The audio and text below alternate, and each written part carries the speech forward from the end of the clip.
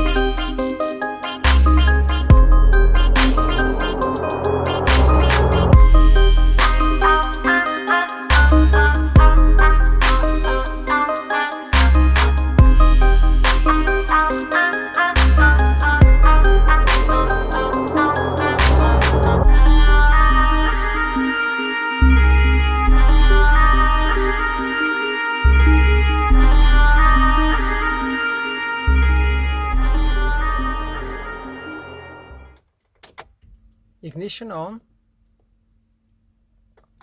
The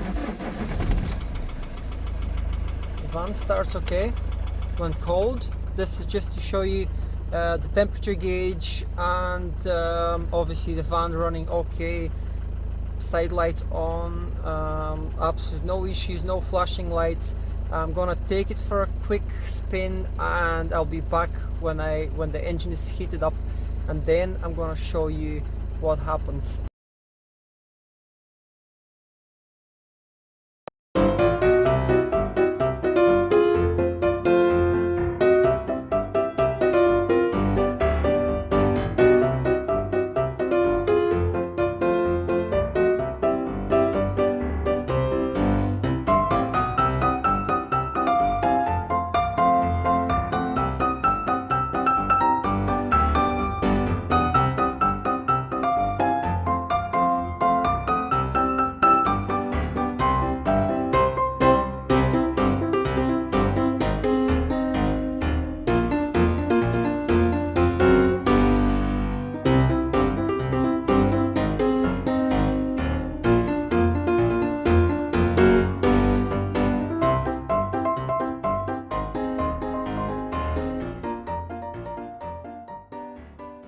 I have my suspicions with the crankshaft sensor, so I'm gonna locate it, I'm gonna show you where it is, I'm gonna take it out, replace it with a new one, and then hopefully that fixes the problem.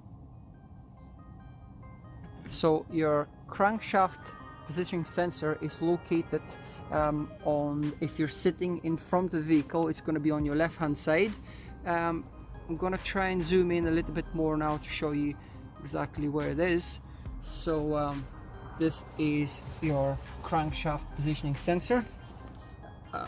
So I'm gonna unplug it, I'm gonna remove it, and then hopefully replace it with the other one, and let's hope this fixes the problem.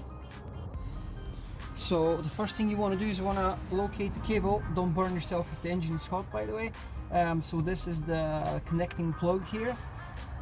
There is a little tab that you can squeeze, and then I can literally do it with one hand. So this is the cable loose now, and this is the connection that comes from the ECU. You're gonna need a 10mm socket, and you have only one bolt to undo, which is just right here.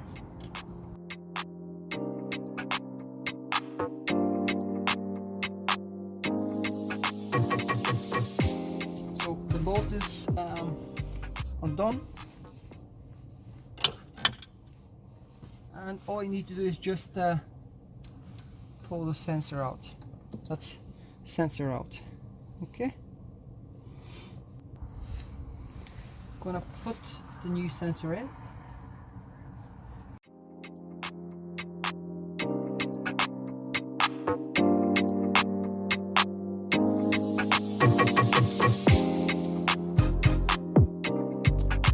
Let's go and see now, will it start?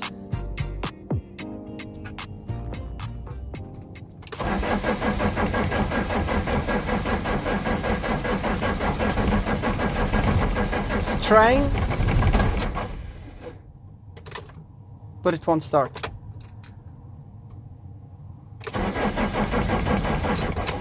Okay, let's investigate further the issue. Let's take this out again.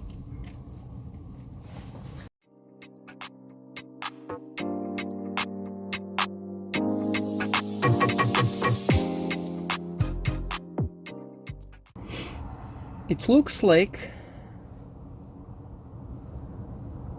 there is a seal. Now, when I bought the brand new sensor, it came like this, so there was no seal. So clearly we need the seal obviously to stop any oil from leaking out, but I don't think the seal is in the correct place.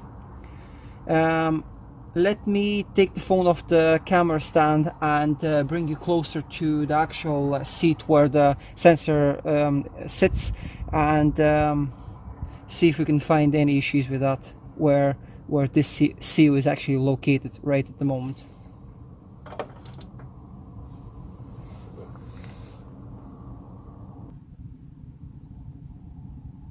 This is where the crankshaft sensor sits. There's obviously a little cut there for seal, but I just don't think that the seal is in the right place, and by being there it probably lifts up by a couple of maybe a fraction of a millimeter or a millimeter. It lifts the sensor up, and then the crankshaft can't obviously detect. So I think this might be the problem we have. So I'm gonna remove the seal and place it in the correct place, and then put it back in place and try to start the engine. This is our old sensor, and this is where the seal is placed. I just don't think it should be there. I believe that the seal should be somewhere here, not here. So this is our new sensor. I'm gonna put the seal right here and then tighten it, so hope this fixes the problem.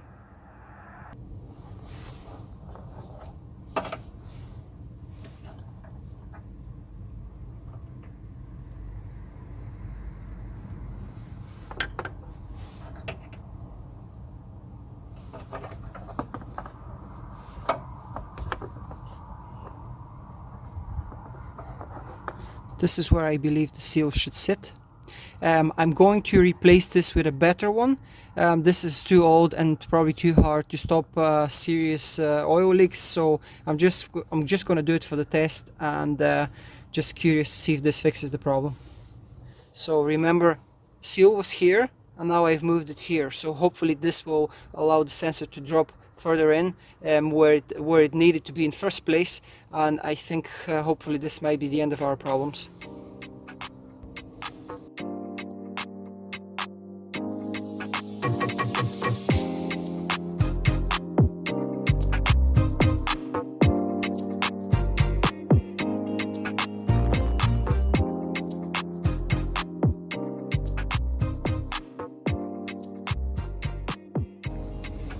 Wiring connected, and let's hope that the engine starts now.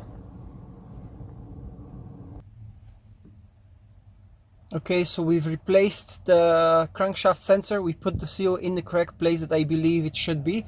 I'm gonna turn the ignition on now, and I'm gonna start the engine. Hopefully no issues.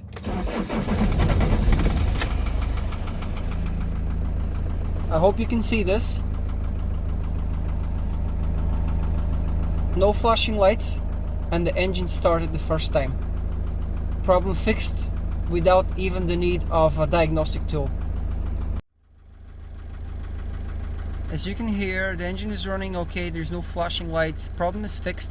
I'm gonna switch it off just to show you that when it starts, obviously it will start okay when hot and there'll be no flashing lights.